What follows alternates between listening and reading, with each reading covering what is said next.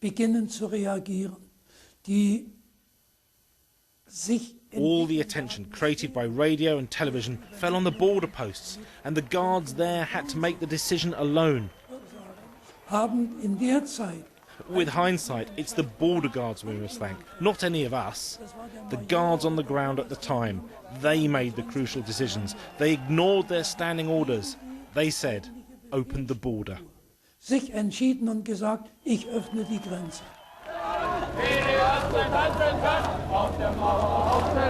So the night that changed the world was an accident. Unplanned, unanticipated, and unknown to those running the country.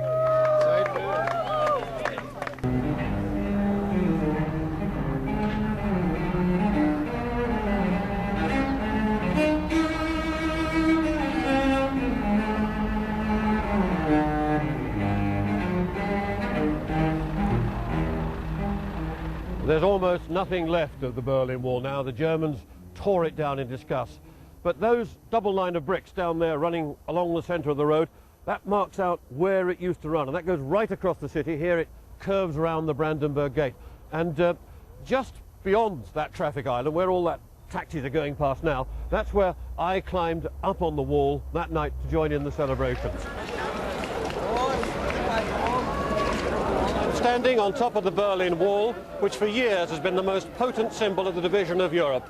And there can be few better illustrations of the changes which are sweeping across this continent than the party which is taking place here on top of it tonight. I want to be an astronaut. And I remember it as a deliriously happy night. It was something where I could see nothing but good that was going to come out of it. And you don't get to say that very often in my job. Even in a remarkable year, it came totally out of the blue. Nobody expected it. The German government was taken aback. Their problem was how to get here to Berlin. The Chancellor wasn't even in the country. He was visiting Poland with his foreign minister. Federal Chancellor Helmut Kohl and I paid a visit to Warsaw. During the dinner, we received the information the wall is open. And on the spot we decided we have to return to Berlin. What was not so easy, because first of all we had to call our planes back to Warsaw. Then because German planes were not permitted to cross the territory of GDR, we had to fly to the Baltic Sea and over the Baltic Sea to the Hamburg airport, and then we had to ask the Americans to give us a plane which brings us to Berlin. But the night from 9 to 10th of November, I cannot speak of sleep during this night. I was so emotionally. And now it happened what we all had expected, what we had hoped it would happen, and now it happened. I was so happy. I was so happy, and I was deeply moved by that. The few stretches of the wall that are left have been sanitized by turning them into an art gallery, a place for tourists, shunned by most Berliners. There were always going to be problems caused by opening up the wall. For a start, you couldn't magic away the 380,000 Soviet troops on German soil. Fortunately, the Kremlin kept them in their barracks. But on the 9th of November, all that Moscow, London and Washington could do was sit back and watch. I was hosting a lunch for the Philippine President Corazon Aquino up on the 8th floor of the State Department.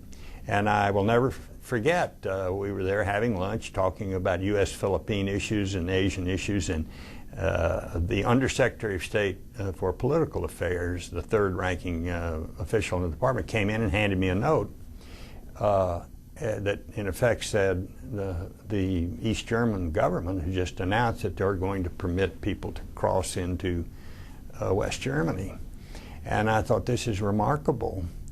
And then we began to get reports of of people taking sledgehammers to the wall, that the wall was in fact coming down. Well, I immediately left the lunch and I went down to my office on the 7th floor, and I called the president at the White House, and he said, come on over. And went over to the White House and spent a good part of the afternoon, the rest of the afternoon, closeted with the president and some of his other national security advisors. I think I know we had the national security advisor there, Brent Scowcroft, and there were others. How did you come to hear about it? Утром доложили, только пораньше. I learned in the morning, quite early in the morning, they reported it to me. My people were in a hurry to let me know. We had been expecting it to happen, could have happened at any time. It was brought about by the Germans themselves. No one was making them do it. No one was pressurizing Honecker. Я принял к сведению этот доклад посла. I took note of the report. It came from the East German ambassador, and it really moved us on to a new phase. Not that I was enthusiastic about it, but I accepted it as something that had to happen. We understood that the time was coming for the German problem to be addressed. I'm from West Berlin, my friend from East Berlin. And that you'll come to take them over?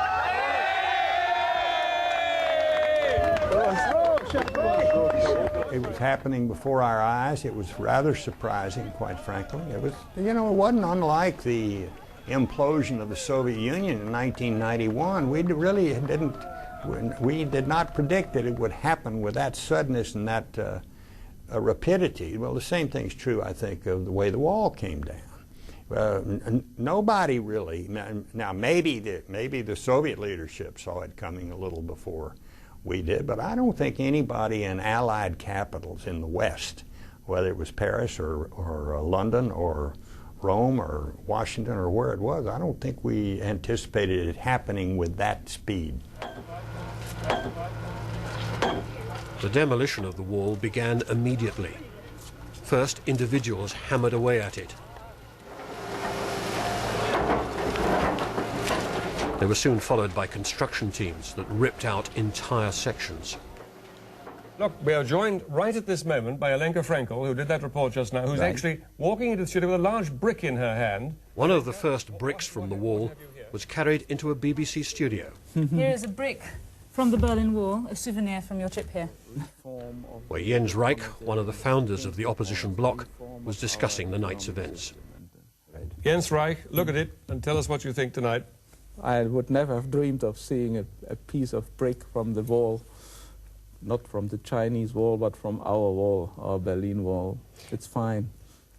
Very strange feeling. After all, the wall was open, had been opened that night, but the destruction of the wall was a quite different thing. And then when a stone was thrown on the table, I was really surprised, to say the least. This is something that showed us that, well, history is progressing. After all, the wall was something completely impenetrable. People had lost their life, and when trying to, with a ladder, with a staircase, to climb over, being shot down or otherwise caught and put into jail. So it was something of the end of the world in some way. Well, yes, we understood it's now the end. There will be a new world. I went to Berlin. I think I was the first Western foreign minister to go to Berlin. But the new British Foreign Secretary, Douglas Hurd, writing in his diary, noted problems ahead. November 9. It's a Thursday, so there's Cabinet. Cabinet focuses on two singularly gloomy items, the ambulance dispute and the hash of nuclear power. Work through the Foreign Office items, the GDR being the most dramatic. The regime, and tonight the wall, crumbling fast. My last comment of the day, worried at MT's silence and suspicion on Germany. November 10, Friday. Tired. Office meetings, all subordinated to Berlin and the overthrow of the wall. A great fiesta and media occasion. TV and radio interviews. Persuade the Prime Minister to appear and utter. We must be immensely grateful to those people behind the Iron Curtain who never lost their faith in liberty. But now it's the hard work, the practical work of building the democracy. And then we have to see what happens. In the evening, ring Genscher, who is stately and emotional, and thanks Britain for all our help in difficult times over many years. It's obvious that, in the British government, I personally had the impression there are some differences. Between Mrs. Thatcher and Douglas Hurd? Yes, he was very constructive and helpful. I couldn't really understand because the division of Germany was also the division of Europe.